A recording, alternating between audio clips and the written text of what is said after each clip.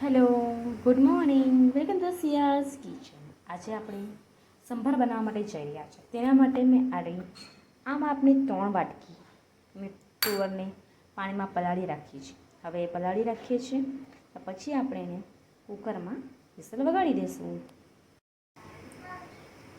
ચાલો હવે આપણે ગાજર, બીટ, કોળું, રીંગણ, સરગવાની શેંગ બધું અને દાળને તુવરની દાળને કુકરમાં બાફી દઈએ. પછી આપણે એને સંભાર બનાવી દઈએ. કુકરમાં બાફવા મૂકીએ ત્યારે આપણે થોડુંક મીઠું અને હળદી એડ કરી દઈએ. સંભાર માટે આજે બધું બાફવા મૂક્યું તો બધું બફાઈ ગયું છે. આ લસણ, આદું, ટામેટાને મેં શેકીને છોડી નાખ્યા છે. તુવરની દાળ વેજીટેબલ્સ જે બાફવા મૂક્યા હતા એ બફાઈ ગયા છે. હવે આપણે એમાં થોડું આંબલીનું પાણી એડ કરી દઈએ. એમાં આપણે ખટાશ લાવવા માટે આંબલીનું પાણી એડ કરી દઈએ.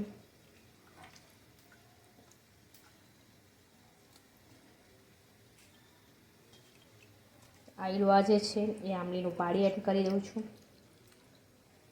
થોડો દેશી ગોળ એડ કરીએ. આટલો ગોળ એડ કરું છું.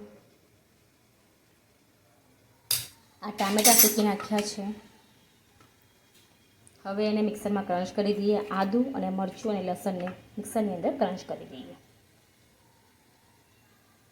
ટામેટાની પેસ્ટ બનાવી દીધી છે. જેને ટામેટાને મેં શેકેલા હતા. 3 ટામેટાં મેં શેકેલા લીધા હતા. હવે આદુ મરચાંની પેસ્ટ છે જેમાં આદું અને લસણ વધારે છે. મરચું તો મેં એક જ નાખ્યું છે કેમ કે આપણે સંભાર મસાલો અને સૂકો મસાલો નાખવાના છે.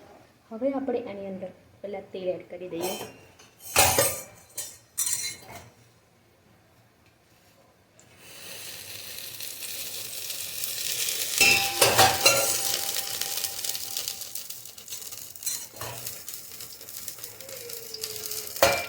તેલ એડ કરી દીધું છે. હવે એમાં કઢી પત્તો એડ કરીએ.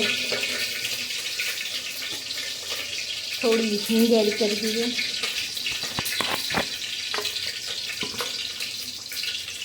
આટલી હિંગ એડ કરું છું.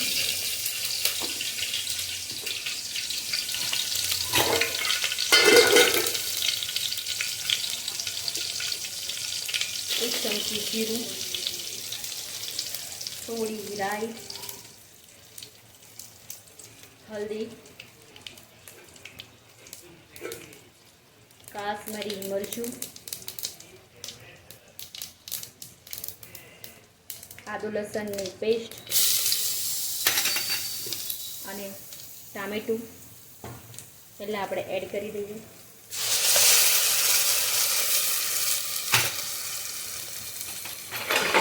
હવે આપણે એમાં સંતો મારી દઈએ.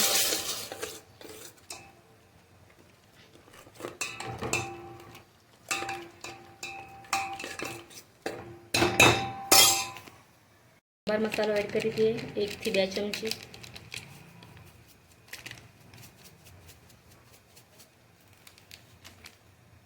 હવે એને થોડીક વાર ચડવા દઈએ.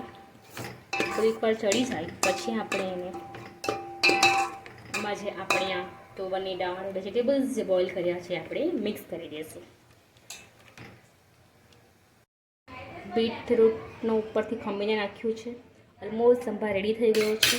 મસ્ત ટેસ્ટી બન્યો છે. જો તમને મીઠું ઓછું લાગે તો ઉપરથી નાખી દેજો પાછું ટેસ્ટ કરીને.